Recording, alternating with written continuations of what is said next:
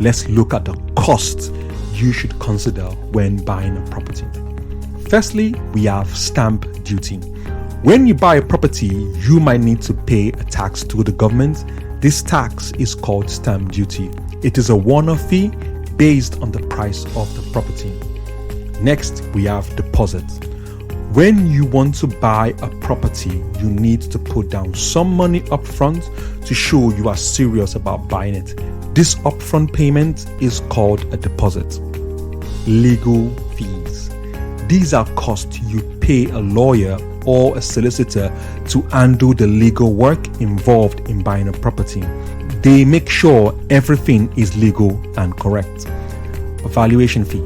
Before you get a mortgage, basically a loan to buy this property, a bank or a lender wants to know how much this property is worth. They hire someone to assess or value this property, and you have to pay for this service. Estate agent fees.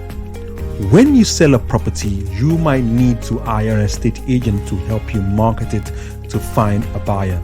The estate agent charges a fee for this service. Refurbishment. Sometimes a property needs fixing up or renovating before it's ready to be lived in or sold. This process of repairing and improving this property is called refurbishment.